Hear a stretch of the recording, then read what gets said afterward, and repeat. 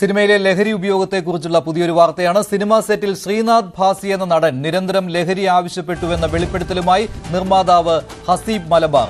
നമുക്ക് കോടതിയിൽ കാണാം സിനിമയുടെ ലൊക്കേഷനിലാണ് ഈ സംഭവം നടന്നത്. പുലർച്ചെ ഫോണിൽ വിളിച്ച് കഞ്ചാവ് വേണമെന്ന് ആവശ്യപ്പെട്ടുവെന്നും ഹസീബ് പറയുന്നു. എന്റെ പൊന്ന ഹസീബ് മലബാറി, നിനക്കൊക്കെ പ്രാന്താടോ ഇയാളുടെ പിന്നാലെ നടന്നിട്ട് ഇങ്ങനെ സിനിമ പിടിക്കുക.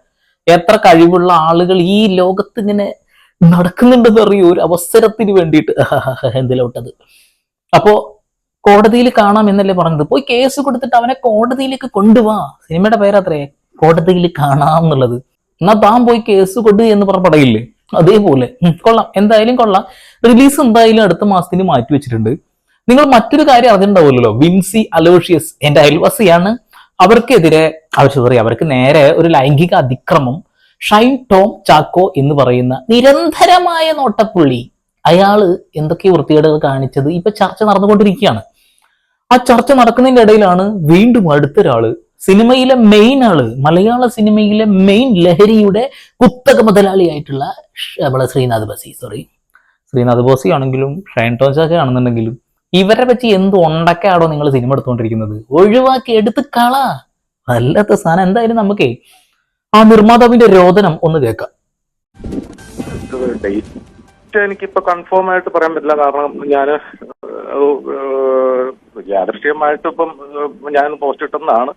ഡേറ്റ് എനിക്ക് എന്റെ ഇതെല്ലാം നോക്കിയാലേ പറയാൻ പറ്റുള്ളൂ. ഇത് ചോദിച്ചത് ലൊക്കേഷനിൽ രാത്രി ഒരു 2:45 ആയപ്പോൾ ഞാൻ ഏൽപ്പിച്ച ഒരു പയ്യന്റെ അടുത്തേക്കാണ് പുള്ളിയുടെ വിളിച്ച് ഇന്നലെ സാധനം ആവശ്യപ്പെട്ടു. സാധാരണ നിലയ്ക്ക് നമ്മളൊക്കെ പുലരാൻ കാലം 2:30 ചിലപ്പോ ഇങ്ങനെ നീക്കുക, മൂത്രം ഒഴിക്കാം, ഒരു മൂത്രം ഒഴിച്ചിട്ട് അത് കഴിഞ്ഞ് കിടന്നിറങ്ങും. ഇവൻ ആ സമയമാകുമ്പോ കഞ്ചാവ് വേണത്രേ. കഞ്ചാവ് പുലർച്ചെ 2:30 വിളിച്ചിട്ടാണ് ചോദിക്കണത്. കൊള്ളാം. അവന് അപ്പൊ തന്നെ ഒരു 3 മണിയായപ്പോ 2:50 ആയപ്പോ എന്നെ വിളിച്ചു.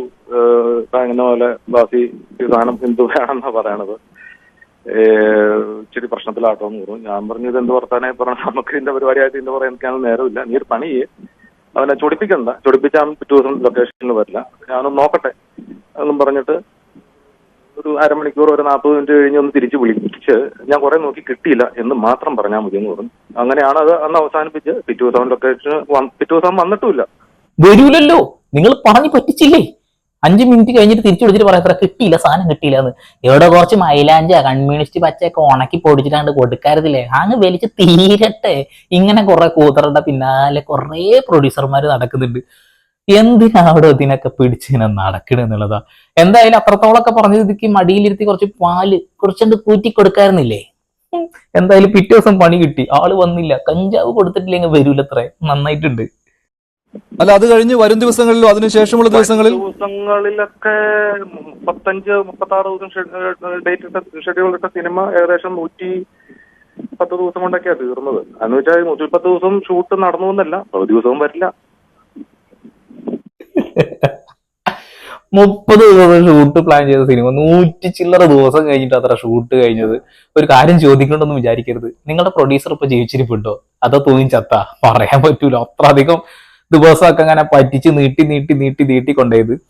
ആ പുലരാൻ കാലത്ത് നിങ്ങൾക്ക് കുറച്ച് കമ്മ്യൂണിസ്റ്റ് പച്ച പൊടിച്ച് കൊടുത്തിരുന്നെങ്കിൽ ആള് പിറ്റേ ദിവസം സിനിമയിൽ ഉണ്ടായിരുന്നില്ലേ. എന്തെന്നിട്ട് സംഭവിച്ചെന്നറിയോ? കേട്ടോക്കിക്കോളി. അപ്പോൾ ഈ ശ്രീനാഥ് ഭാസിയുടെ ഈ കുഴപ്പം കൊണ്ട് സിനിമ ഷൂട്ട് മുടങ്ങേണ്ട ഒരു സാഹചര്യമാണ് ഉണ്ടായത് അല്ലേ? ഒരു സാഹചര്യം ഒന്നല്ല. അതിന്റെ ഇടയ്ക്ക് ഒരു 5 ദിവസം ഗ്യാപ്പ് ചോദിച്ച്, അതായത് ജൂൺ 23 23-ാം തീയതി പറഞ്ഞു ഒന്ന് UK പോകണം, 25-ാം തീയതി പോവും, 30-ാം തീയതി തിരിച്ചു വരും, 1-ാം തീയതി ജോയിൻ ചെയ്യാന്നുള്ള രീതിയിലായിരുന്നു. 5 ദിവസത്തെ ഗ്യാപ്പാണ് ചോദിച്ചത്. 58 ദിവസം കഴിഞ്ഞാണ് പുള്ളി തിരിച്ചു വന്നത്. ഒരു ബോധമുള്ള ആൾക്കാർക്ക് ചിന്തിച്ചു വിടറോ. ആദ്യം പുലരാൻ കാലത്ത് മറ്റേ സാധനം കൊടുത്തില്ല എന്ന് പറഞ്ഞിട്ട് നിങ്ങളെ തിരിപ്പിച്ച 5-6 ദിവസം അങ്ങനെ പോയി. പിന്നെ 5 ദിവസം കഴിഞ്ഞ് തിരിച്ചു വരും എന്ന് പറഞ്ഞിട്ട് UK വീണ്ടും നിങ്ങളുടെ അതും ചോദിച്ചു മുങ്ങി. UK ഇവിടുന്ന് അങ്ങോട്ട് ഒരു ദിവസം, അവിടുന്ന് ഇങ്ങോട്ടൊരു ദിവസം, ഏകദേശം 2-2.5 ദിവസം അങ്ങനെ പോകും. പിന്നെ ആൾക്ക് അവിടെ കിട്ടുന്നത് 2.5 ദിവസം. ഈ 2.5 ദിവസം ഇവർ എന്തുണ്ടാക്കാൻ പോയിട്ടുണ്ടാവും? അപ്പൊ അങ്ങനെയാണെങ്കിൽ അതായത് 5 ദിവസം എന്ന് പറഞ്ഞിട്ട് 56 ദിവസം കഴിഞ്ഞിട്ടാണ് തിരിച്ചു വന്നത്. അതാണ് ഞാൻ വീണ്ടും ചോദിച്ചത്, നിങ്ങളുടെ പ്രൊഡ്യൂസർ ജീവിച്ചിരിപ്പുണ്ടോ എന്നുള്ളത്. എഗ്രിമെന്റും കാര്യങ്ങളൊന്നും നിങ്ങൾ എഴുതാറില്ലേ? നിങ്ങൾ എന്ത് കോണകത്തിൽ സിനിമ പിടുത്തക്കാരാ? ഇങ്ങനെ കുറെ പൊട്ടന്മാരെ പിന്നാലെ നടന്ന സമയം കളഞ്ഞോളിട്ടാ. എന്റെ കയ്യിൽ ഒരു അടിപൊളി തിരക്കഥയുണ്ട്. ഈ ശ്രീനാഥ് ഭാസിക്ക് ശ്രീനാഥ് ബാസിക്ക് വേണ്ടി ചെയ്തതല്ല, ശ്രീനാഥ് ബാസിയുടെ ആ ഒരു ഗെറ്റപ്പും കാര്യത്തിനൊക്കെ കഴിയുന്ന ഒരു ഒരു ഫീൽ ഗുഡ് സാധനം തന്നെ. അടിപൊളി ഫീൽ ഗുഡ് ആവുന്ന കാര്യത്തിൽ ഒരു തർക്കം വേണ്ട. ഫുൾ തിരക്കഥ എഴുതി വെച്ചിരിക്കുകയാണ്. ഇനി എന്തായാലും ഇയാളെ കൊണ്ട് ഞാൻ ചെയ്യിക്കാൻ പ്ലാൻ ഇല്ല. എന്തായാലും അടുത്ത് നമ്മൾ അയൽവാസിയായിട്ടുള്ള ലുക്കുമാനാണ് പിന്നെ ഒന്നും കൂടി അതിന് ആപ്റ്റ്. ഒരു കുമ്പളങ്ങി സ്റ്റൈല്, ഒരു നാച്ചുറൽ സാധനമാണ്. ഈ വീഡിയോ കാണുന്ന ആരെങ്കിലുമൊക്കെ താല്പര്യം ഉണ്ടെന്നുണ്ടെങ്കിൽ, പ്രൊഡക്ഷൻ ആരെങ്കിലൊക്കെ ഉണ്ടെന്നുണ്ടെങ്കിൽ ദയവ് ചെയ്തത് ഒപ്പിച്ചെന്നാൽ ഞാൻ 2 വട്ടം കഥ പറഞ്ഞു കൊടുക്കാം. എന്താ 2 വട്ടം ചോദിച്ചാൽ, ഒരു വട്ടം അവർ കേട്ട് അവർ ഇഷ്ടപ്പെട്ട് കഴിഞ്ഞിട്ടില്ലെങ്കിൽ വീണ്ടും ഇഷ്ടപ്പെടുത്താൻ കാലി പിടിച്ചിട്ടെങ്കിലും കേൾപ്പിച്ചു കൊടുക്കാച്ചിട്ടാണ്. കാരണം നമ്മൾ റിയൽ ലൈഫിൽ നടന്ന കഥയാണ്. ഓക്കെ, നമ്മൾ വഴുതി പോകേണ്ട വിഷയത്തിൽ നിന്നും നമുക്ക് നേരെ കഞ്ച അളിയന്റെ അടുത്തേക്ക് വരാം. പക്ഷെ ഇതിന്റെ ഇടയ്ക്ക് കോളിൽ കണക്ട് ചെയ്യും, ചോദിക്കും എപ്പോഴാ വരുന്നത്, ഓരോ ഡേറ്റ് പറയും. ആ ഡേറ്റിൽ നമ്മളിപ്പം വരുന്നിട്ട് തുടങ്ങുന്നതിന് മുന്നേ ഒരു പാടാണല്ലോ എന്ന് ഓർത്ത് 2 ദിവസം മുന്നേ ഞങ്ങൾ തുടങ്ങും. ആ ഡേറ്റ് ആകുമ്പോഴും വരില്ല. പിന്നെയും വിളിച്ചു ചോദിക്കും, നാളെ വരും മറ്റന്നാൾ വരും, വരില്ല. അങ്ങനെ ഒരു 3-4 ദിവസം തള്ളി നീക്കിക്കൊണ്ട് പോകും, നിർത്തും. ഇങ്ങനെ ഒരു 4-5 തവണ അങ്ങനെ ഷെഡ്യൂൾ ആക്കിയിട്ടുണ്ട്. പിന്നെ വന്നത് 58 ദിവസം കഴിഞ്ഞാണ്. 58 ദിവസം കഴിഞ്ഞിട്ട് വന്ന ലാൻഡ് ചെയ്യണ സമയത്ത് മോന്ത ഒറ്റ അടിക്കാണ്ട് തിരിച്ചിട്ട് കള്ള മാ മോ മീ മി മോ അവിടെ വന്നുറന്ന ഈ എന്ന് പറഞ്ഞ് 4 ഡയലോഗ് ചെവിട്ടിലുണ്ട് പറഞ്ഞു കഴിഞ്ഞാൽ ആള് പതുക്കെ വന്ന് സിനിമയിൽ അഭിനയിച്ചുകൊണ്ട് പോകൂലേ. എന്ത് വാടോ, പൈസ ഇറക്കിയ നിർമ്മാതാവിന്റെ അവസ്ഥയാണ് ഈ കേട്ടോണ്ടിരിക്കുന്നത്. ഇയാളെന്നൊക്കെ പിടിച്ച സിനിമയിൽ അഭിനയിച്ചതോ പൊട്ടത്തരം. നിരന്തരം ഇത്തരം കേസുകളിൽ പെടുന്ന ആളുകളെ വീണ്ടും വീണ്ടും വിളിച്ചു കൊടുത്ത് വീണ്ടും കായ് ഇങ്ങനെ ചൊരിഞ്ഞു കൊടുത്തിട്ട് വീണ്ടും ഇങ്ങനെ അടിച്ചു കയറ്റാനുള്ള സംവിധാനം ഒരുക്കി കൊടുക്കുന്നത് നിങ്ങളൊക്കെ എന്ത് പറയാനാ? ഇങ്ങനെ ആളെ തിരിപ്പിക്കുന്ന ആളുടെ മോന്തടിച്ച് തിരിച്ചിട്ട് കൊണ്ടുവണ്ടോ? കയ്യൂക്കൊന്നും കാലൂക്കൊന്നും നിങ്ങൾക്ക് ഇല്ലടോ. ഇതിന്റെ ഇടയ്ക്കാണ് ആലപ്പുഴയിൽ ഒരു ടർഫിന്റെ ഉദ്ഘാടനമായിട്ട് ബന്ധപ്പെട്ട ഒരു പ്രശ്നം ഉണ്ടായിരുന്നു. ആ ഡേറ്റ് അവിടെയും 2 പ്രാവശ്യം മാറ്റിയോണ്ട് അവിടെ അവർ വലിയ വിഷയം കേസിന് പോകുന്നു പറഞ്ഞ് ഇവൻ എന്നെ വിളിച്ചു. ആ ക്യാഷ് ഞാനാണ് ആലപ്പുഴയ്ക്ക് 5 ലക്ഷം രൂപ അവർക്ക് സെറ്റിൽ ചെയ്ത് കൊടുത്തത്. എന്റെ അക്കൗണ്ടിൽ നിന്നാണ് അയച്ചു കൊടുത്തത്. ഇതാണ് ഞാൻ നേരത്തെ പറഞ്ഞത്. മടിയിൽ കയറ്റിയിരുത്തിട്ട് കുറച്ച് മാമും കൂടി അങ്ങോട്ട് തിരികെ കയറ്റി കൊടുക്കാത്തുള്ളേക്ക് സ്വന്തം കയ്യിൽ നിന്ന് പൈസ എടുത്ത് കൊടുത്തിട്ട്, അതായത് സിനിമയിൽ അഭിനയിക്കുന്ന എഗ്രിമെന്റും കാര്യങ്ങളൊക്കെ ഉണ്ടാവുമല്ലോ, അതൊക്കെ വെച്ചിട്ട് എന്റെ ശമ്പളത്തിൽ നിന്ന് കൊടുത്തോളൂ കേട്ടോ എന്ന് പറഞ്ഞിട്ട് ഒരു ടർഫിന്റെ ഉദ്ഘാടനം നീട്ടി കൊണ്ടുപോയി എന്നുള്ളതാ.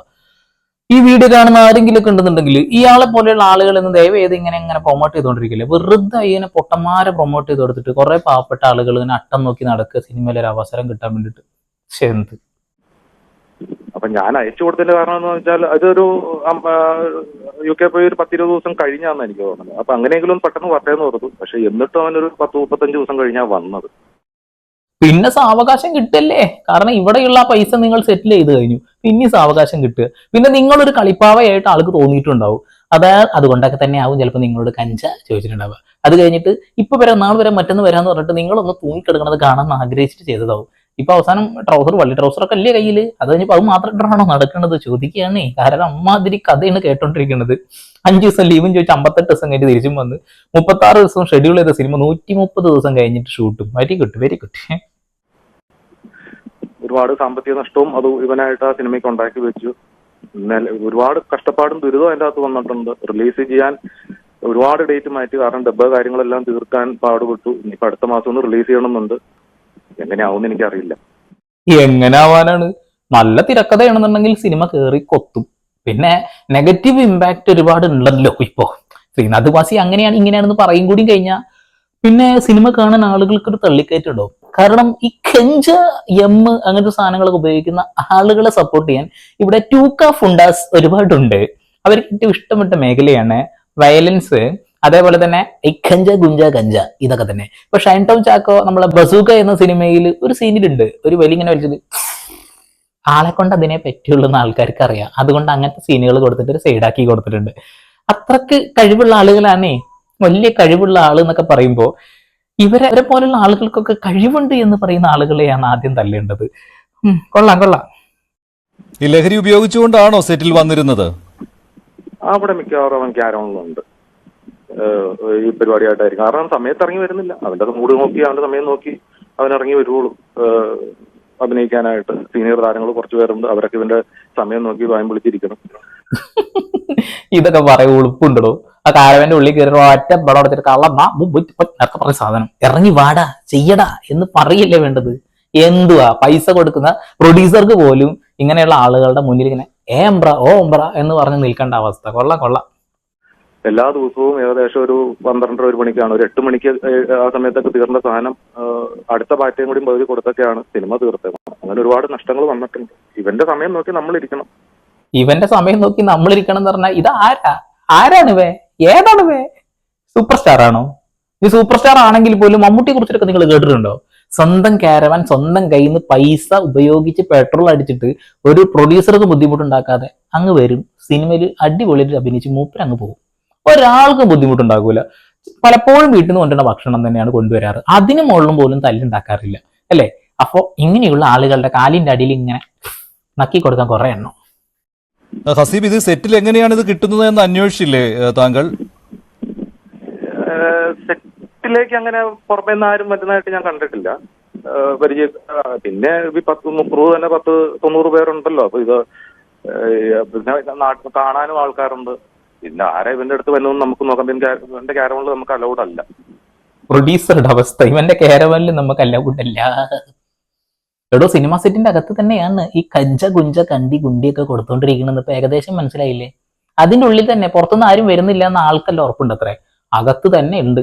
ശരിക്കൊരു ശുദ്ധികലാശം നടത്തി കഴിഞ്ഞാൽ എല്ലാത്തിനെയും അങ്ങ് പൊക്കാം. വേണമെങ്കിൽ ഒരു ഹോമം അങ്ങോട്ട് നടത്തുക, പിന്നെ കുണ്ടിക്കിട്ടൊരു 4 പടപടക്കുക, ഇറക്കി വിടുക. ഇനി ഇങ്ങനെയുള്ള ആളുകളെ, ഇങ്ങനെ പിടിക്കപ്പെടുന്ന ആളുകളെ കറിവേപ്പില പൂച്ചക്കുഞ്ഞ് ഇങ്ങനെ എടുത്തിരുന്ന പോലെ എടുത്തിട്ട് അത്ര തന്നെ.